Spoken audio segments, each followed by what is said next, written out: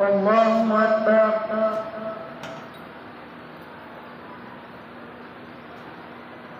الحمد لله رب العالمين الرحمن الرحيم مالك يوم الدين إياك نعبد وإياك نستعين اهدنا الصراط المستقيم صراط الذين أنعمت عليهم غير المغضوب عليهم ولا الضالين. سل بني إسرائيل كم آتيناهم من آية بينة ومن يبدل نعمة الله من بعد ما جاءته فإن الله شديد العقاب. زين للذين كفروا الحياة الدنيا ويسخرون من الذين آمنوا والذين اتقوا فوقهم يوم القيامة والله يرزق من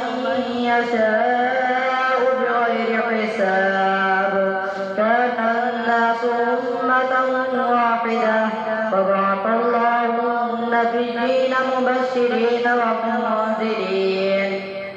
وأنزل معهم الكتاب بالحق ليحكم بين الناس فيما اختلفوا فيه وما اختلف فيه إلا الذين أوتوا من بعد ما جاءتهم البينات بغيا بينهم فهدى الله الذين آمنوا لما اختلفوا فيه من الحق بإذنه والله يهدي من يشاء إلى صراط مستقيم. أم حسبتم أن تدخلوا الجنة ولما يأتكم مثل الذين خلوا من قبلكم مستهم البأساء والضراء وزلزلوا حتى يقول الرسول والذين آمنوا معه متى نصر الله ألا إن نصر الله قريب. يسألونك ماذا ينفقون قل ما أنفقتم من خير فللوالدين والأقربين واليتامى والمساكين وابن السبيل وما تفعلوا من خير فإن الله به عليم. كتب عليكم القتال وهو كره لكم وعسى أن تكرهوا شيئا وهو خير لكم وعسى أن تحبوا شيئا وهو شر لكم والله يعلم وأنتم لا تعلمون. يسألونك عن الشهر الحرام قتال فيه قل قتال فيه كبير وصد عن سبيل الله وكفر به والمسجد الحرام وإخراج أهله منه أكبر عند الله والفتنة أكبر من القتل ولا يزالون يقاتلونكم حتى يردوكم عن دينكم إن استطاعوا ومن يرتد منكم عن دينه فيمت وهو كافر فأولئك حبطت أعمالهم في الدنيا والآخرة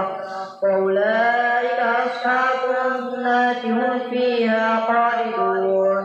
إن الذين آمنوا والذين هاجروا وجاهدوا في سبيل الله أولئك يرجون رحمة الله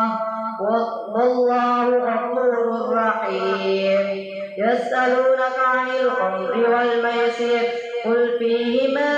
إثم كبير ومنافع للناس وإثمهما أكبر من نفعهما ويسألونك ماذا ينفقون قل العفو كذلك يبين الله لكم الآيات لعلكم تتفكرون في الدنيا والآخرة. ويسألونك عن اليتامى قل إصلاح لهم خير وإن تخالطوهم فإخوانكم والله يعلم المفسد من المصلح ولو شاء الله لأعنتكم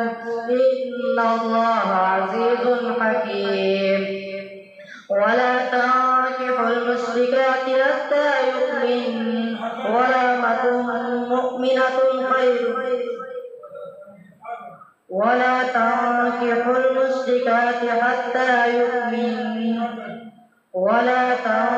المشركات حتى يؤمنوا ولأمة مؤمنة خير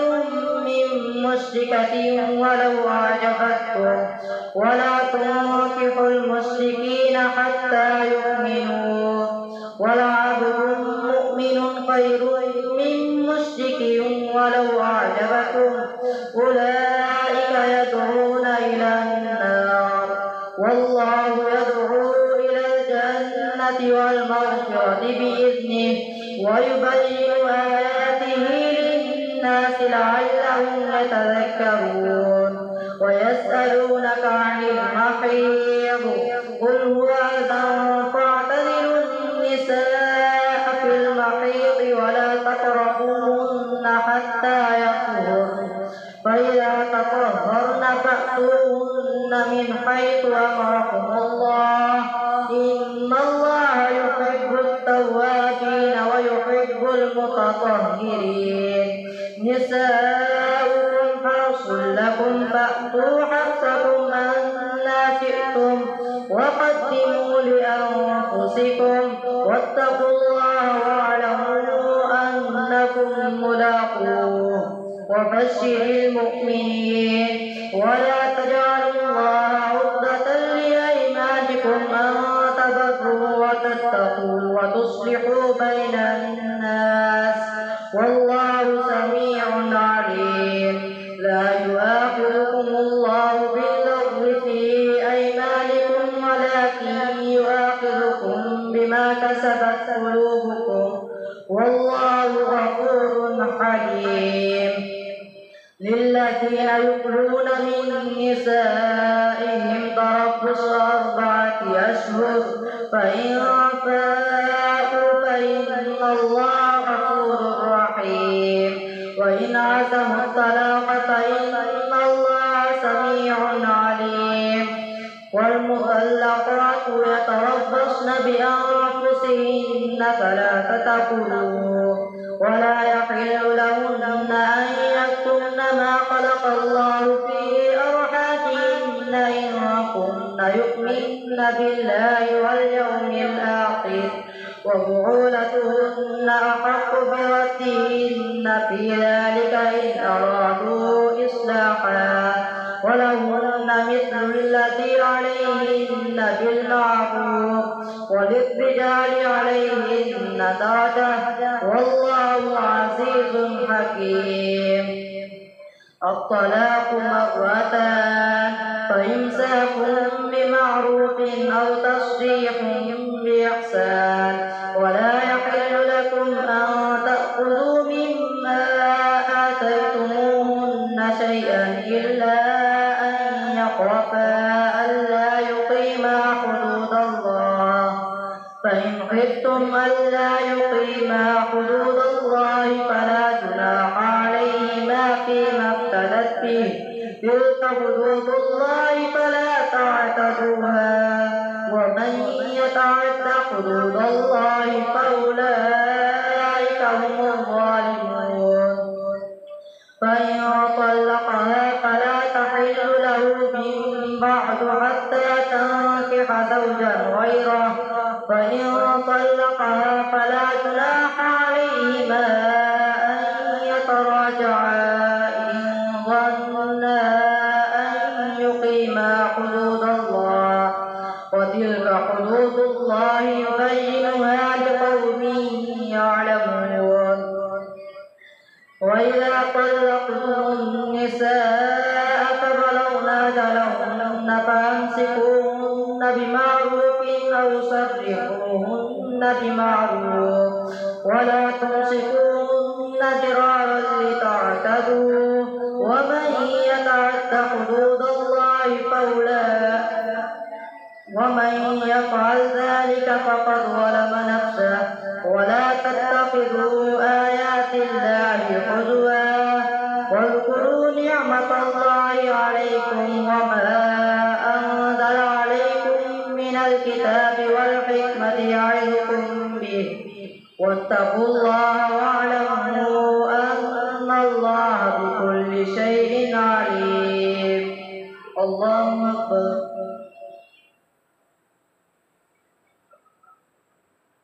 سمع الله لمن حمده. الله أكبر. الله أكبر. الله أكبر.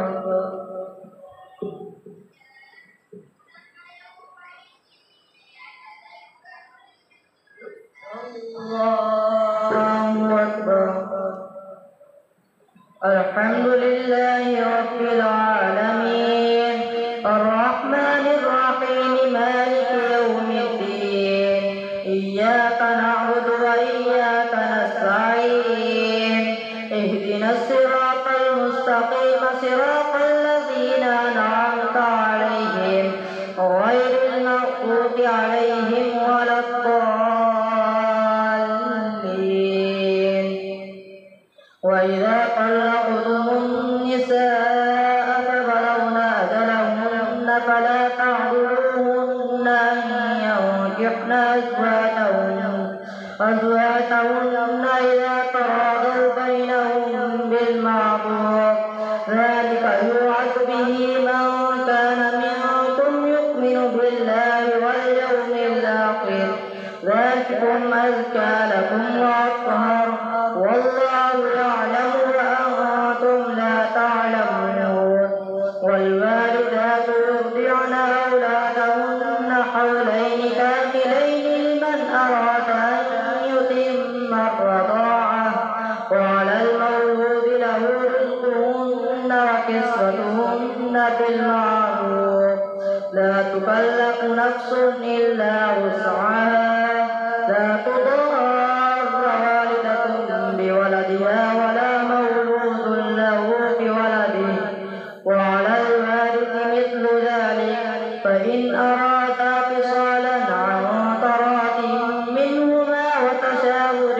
فلا جناح عليهما. وإن أردتم أن تسترضعوا أولادكم فلا جناح عليكم إذا سلمتم ما آتيتم بالمعروف واتقوا الله واعلموا أن الله بما تعملون بصير. والذين يتوفون منكم ويذرون أزواجا يتربصن بأنفسهن ثلاثة قروء والذين يتوفون منكم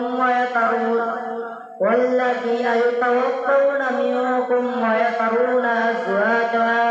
أزواجا يتربصن بأنفسهن 4 أشهر وعشرا فإذا بلغن أجلهن فلا جناح عليكم فيما فعلن في أنفسهن بالمعروف والله بما تعملون خبير. ولا جناح عليكم فيما عرضتم به من خطبة النساء أو أكننتم في أنفسكم علم الله أنكم ستذكرونهن ولكن لا تواعدوهن سرا إلا أن تقولوا قولا معروفا ولا تعزموا عقدة النكاح حتى يبلغ الكتاب أجله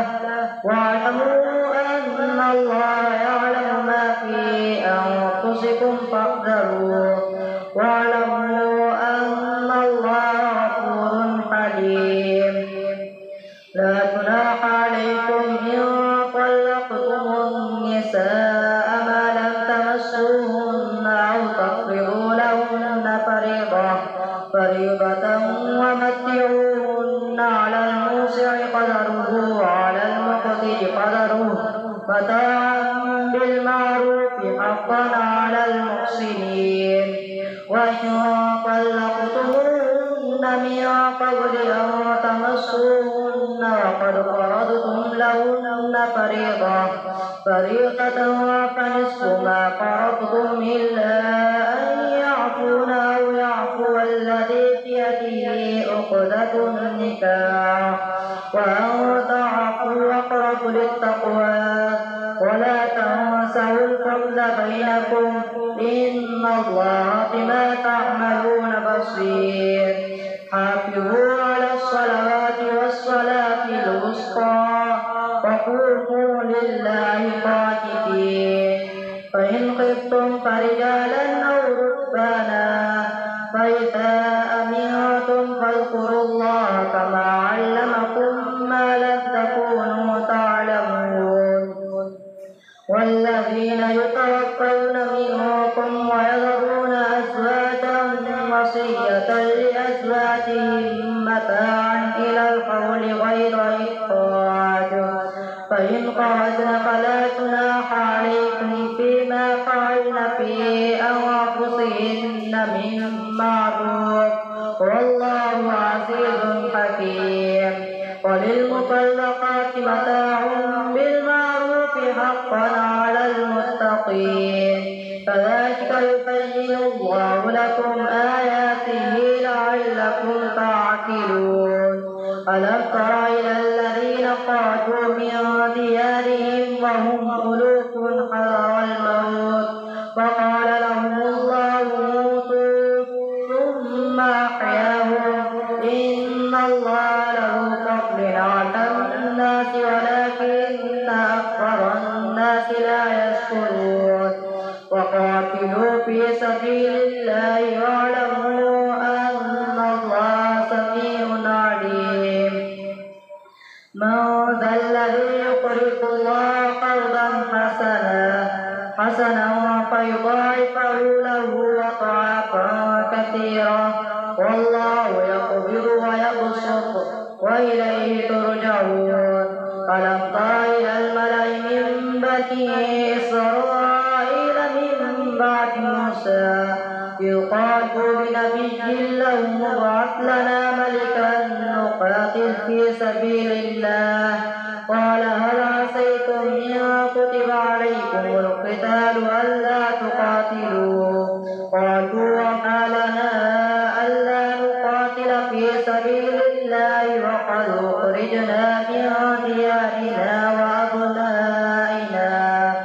فلما كتب عليهم القتال تولوا إلا قليلا منهم والله عليم بالظالمين وقال لهم نبيهم إن الله قد بعث لكم طالوت ملكا قالوا أنى يكون له الملك علينا ونحن أحق بالملك منه ولم نؤت سعة من المال قال إن الله اصطفاه عليكم وزاده بسطة في العلم والجسم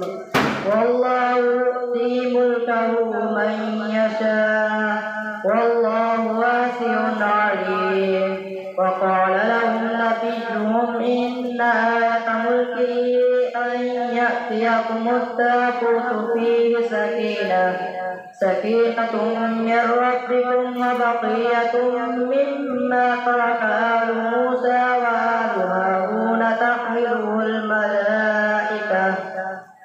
إن في ذلك لآية لكم إن كنتم مؤمنين فلما فصل طالوت بالجنود قال إن الله مبتليكم بنهر فمن شرب منه فليس مني ومن لم يطعمه فإنه مني إلا من اغترف غرفة بيده فشربوا منه إلا قليلا منهم فلما جاوزه هو والذين آمنوا معه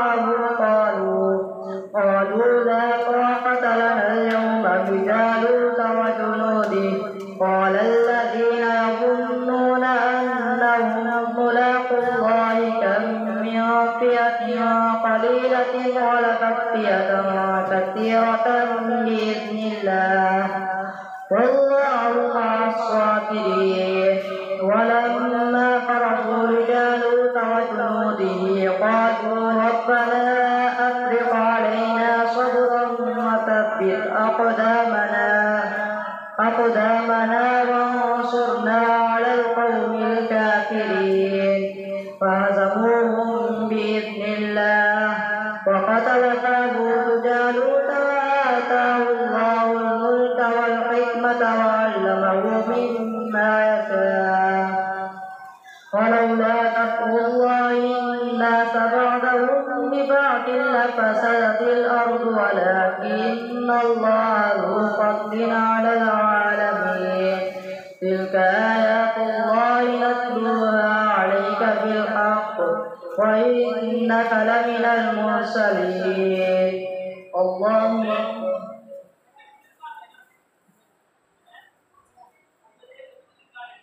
سمع الله لمن حمده الله أكبر الله أكبر الله أكبر